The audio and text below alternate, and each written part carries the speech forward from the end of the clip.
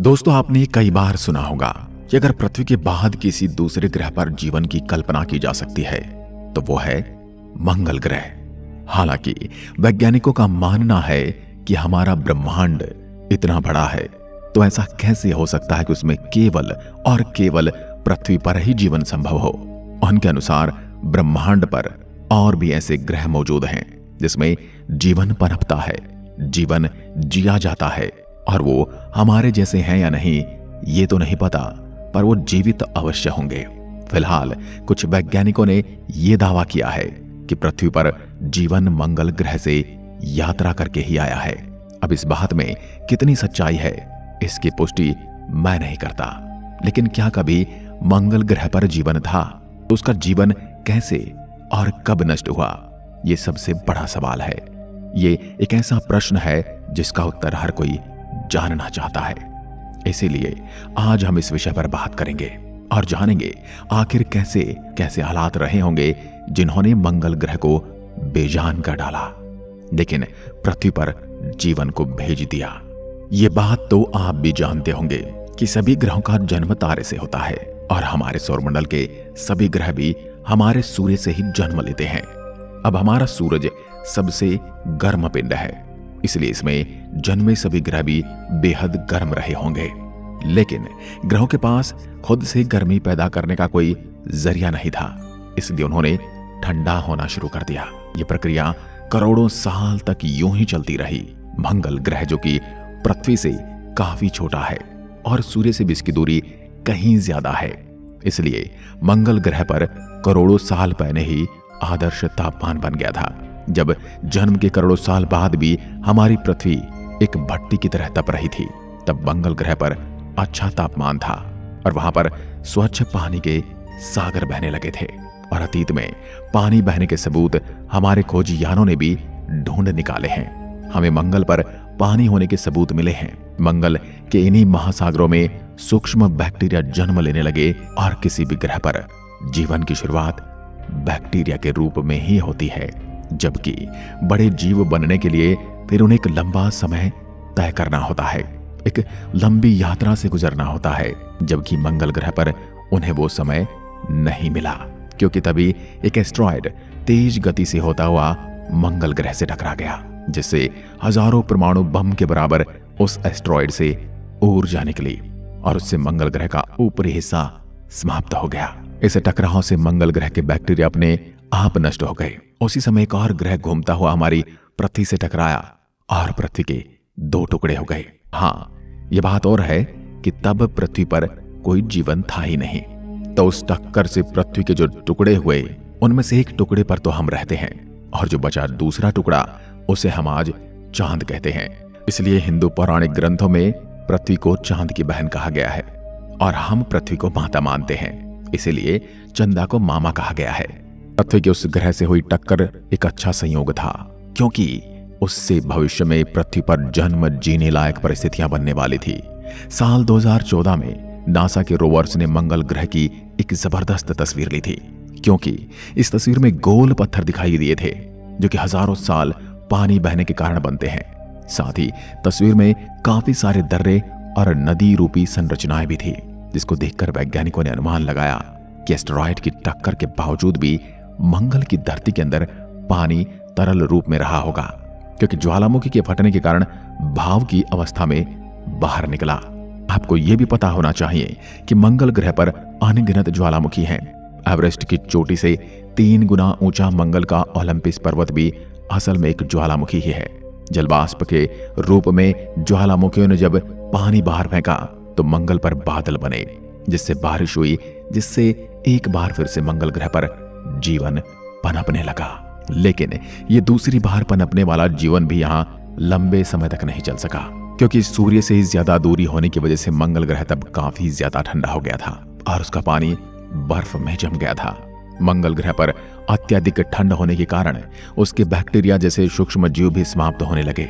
दूसरी तरफ तभी पृथ्वी का तापमान अब सही होने लगा था और चंद्रमा के गुरुत्वाकर्षण ने पृथ्वी को तब एक महत्वपूर्ण बेहतरीन स्थिति प्रदान की, जबकि ऐसी स्थिरता मंगल ग्रह पर नहीं थी, क्योंकि उनके दोनों उपग्रह बेहद छोटे हैं और उनका गुरुत्वाकर्षण बल मंगल ग्रह को एक धुरी पर बांधने लायक नहीं है, जबकि हमारा चंद्रमा काफी बड़ा है और उसका गुरुत्वाकर्षण बल हमारी पृथ्वी को एक तरफ झुकाकर रखता है, जिसकी वजह से यहाँ सर्दी, गर्मी और बारिश वाले मौसम बन पाते हैं।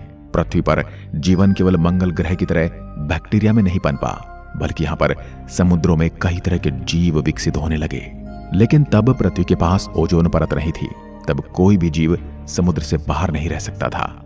लेकिन पृथ्वी पर आदर्श तापमान की वजह से बैक्टीरिया का निर्माण हुआ, जो सूरज की गर्मी को सहन कर सकते थे। उस अनोखे घटनाक्रम के जरिए बैक्टीरिया जीवन के लिए एक बेहतरीन पदार्थ का निर्माण करने लगे, जिसे हम ऑक्सीजन कहते हैं। तब पृथ्वी पर मंगल ग्रह से कहीं ज्यादा ऑक्सीजन बन गई थी, और जब सूरज की घातक अल्ट्रा वायलेट किरणें ऑक्सीजन के अणुओं पर गिरी, तो ऑक्सीजन के दोनों परमाणुओं ने अलग होकर ओजोन परत का निर्माण किया, और पृथ्वी के चारों ओर ओजोन की मोटी परत बन गई, जो सूर्य से निकलने वाली घातक किरणों को सोखने का काम करने लगी। अब पृथ्वी का वातावरण काफी अच्छा हो चुका था, और यहाँ के जीवों ने समुद्र के बाहर निकलकर धरती पर रहना आरंभ कर दिया था। मंगल को जीवन पनपने के मामले में पृथ्वी तब बहुत पीछे छोड़ चुकी थी, क्योंकि मंगल पर आधा अधूरा जन्मा जीवन पूरी तरह समाप्त हो चुका था। लेकिन धरती पर विशाल डायनासोर रहने लगे, जिन्होंने 16 करोड़ साल पृथ्वी पर राज किया। लेकिन यहाँ लंबे समय तक राज करना भी आसान नहीं था। इसलिए एक उल्कापिंड के गिरने से उन विशाल डायनासोर का भी अंत हो गया। इस उल्कापिंड ने पूरी दुनिया में तबाही मचाकर रखती थी, और तापमान भी बहुत ज्यादा हो गया था। हजारों साल तक आसमान से आग की बारिश हो रही थी, और एक बार फिर पृथ्वी पूरी तरह से तबाह हो चुकी थी। आज से 6.5 करोड़ साल पहले धरती पर हर तरफ नर्क जैसा मंजर दिखाई दे रहा था। लेकिन ये घटना हमारे लिए एक वरदान साबित होने वाली थी, क्योंकि अगर डायनासोर का अंत नहीं होता तो हम यहाँ नहीं होते। उनके अंत के साथ ही स्तनधारी जीवों की प्रजाति को आगे बढ़ने का मौका मिला। पीढ़ी दर पीढ़ी उनमें कई तरह के बदलाव देखने को मिले, और करीब 6 करोड़ साल चले। इस बदलाव की वजह से इंसान जैसे बुद्धिमान प्रजाति का जन्म हुआ। जहां पहले डायनासोर अपनी ताकत के दम पर राज करते थे, वहीं अब इंसानों ने अपनी बुद्धिमानी के दम पर राज करना आरंभ कर दिया। हमने यहाँ मौजूद हर साधन का इस्तेमाल करना सीखा, और आज हमने इतनी तरक्की कर ली है कि धरती के किसी भी प्राणी का आसानी से खात्मा कर सकते हैं। दोस्तों, ये तो आप मानते ही होंगे कि जीवन की संरचना आसान नहीं है, क्योंकि जीवन केवल ऐसे ग्रहों पर पनपता है जहां परिस्थिति आदर्श हो और तापमान इतना आदर्श हो कि जल तरल अवस्था में रह सके, जहां हमारे चांद जैसा एक बड़ा उपग्रह भी हो जो अपने ग्रह को एकदम स्थिर रखे, जहां ओजोन लेयर हो जो सूरज की हानिकारक किरणों से बचाए रखे, और जिस ग्रह की अपनी चुंबकीय शक्ति भी हो, ताकि सौर तूफान के जीवन सुरक्षित रह सके। भले ही दोस्तों ब्रह्मांड में अरबों ग्रह हों, लेकिन हमारी पृथ्वी जैसी आदर्श परिस्थितियां बहुत कम ग्रह पर रही होंगी। हाँ, ऐसा भी नहीं है कि इस ब्रह्मांड में केवल हमारा ही ग्रह ऐसा है जहां अच्छा तापमान है, लेकिन उन ग्रहों पर एलियन भी वैसे ही राज करते हैं जैसे हम पृथ्वी पर रहते हैं। जब तक पृथ्वी पर आदर्श परिस्थितियां रहेंगी तब तक हम इंसान ऐसे ही रहेंगे, लेकिन हालात भी ऐसे कब तक रहेंगे? क्योंकि ऐसे अनेक कारण हैं जिससे फिर से पृथ्वी के हालात बिगड़ सकते हैं, ठीक वैसे ही जैसे 6.5 करोड़ साल पहले हुआ था। और डायनासोर की तरह हमारा भी खात्मा हो जाएगा। क्या पता किसी एस्ट्रॉयड से हमारी पृथ्वी टकरा सकती है, या फिर किसी घातक वायरस से हमारा अंत हो सकता है, या फिर हम इंसान ही परमाणु बम और जैविक हथियार का इस्तेमाल करके जीवन का खात्मा कर सकते हैं। दोस्तों, कभी ना कभी पृथ्वी से जीवन खत्म जरूर होगा, लेकिन यह भी सच है कि हम इंसानों का पूरी तरह से इस धरती से सफाया नहीं होगा, क्योंकि अभी हम इंसान इस धरती पर केवल 2 लाख सालों से ही हैं, जबकि यहाँ जीवन अरबों सालों से, जिसमें पृथ्वी ने हजारों मुसीबतों का सामना किया है और अनेकों बार यहाँ जीवन नष्ट हुआ है, लेकिन फिर भी यहाँ जीवन पनपा है। यानी जीवन हालात के हिसाब से खुद को बदल लेता है। इसलिए अब कोई अगर घटना पृथ्वी पर होती है तो उससे भले ही हमारा खात्मा हो जाए, लेकिन जीवन को उपजाने वाली परिस्थितियां यहाँ स्थायी रूप से खत्म नहीं होंगी, और यहाँ एक बार फिर से जीवन पनपेगा। ठीक जैसे आज हम यहाँ पर राज करते हैं, ठीक वैसे ही यहाँ पर किसी का राज होगा। ये प्रक्रियाएं शुरू से चलती आई हैं और आगे भी चलती रहेंगी। यहाँ ये बात भी है कि एक न एक दिन पृथ्वी का अंत जरूर होगा, और इसकी वजह बनेगा हमारा सूर्य, जो हमें जीवन देता है, क्योंकि सूर्य ऊर्जा का भंडार है, और जैसे जैसे इसका ईंधन खत्म हो रहा है वैसे वैसे इसका आकार भी बढ़ने लगा है।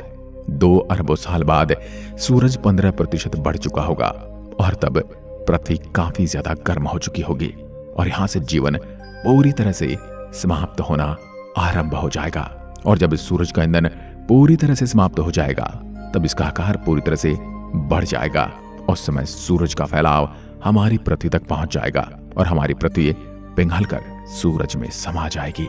इसलिए मैं इतना ही कहूंगा कि हमारी पृथ्वी अमर नहीं है और जिस तरह किसी भी चीज का जन्म होता है ठीक वैसे ही हमारी पृथ्वी का भी जन्म हुआ है और जिसका जन्म हुआ है उसका अंत अवश्य है। आज की वीडियो में बस इतना ही। अगर वीडियो पसंद आए तो लाइक कीजिए और ऐसी वीडियो देखने के लिए हमारे चैनल को तुरंत सब्सक्राइब जरूर करें। धन्यवाद।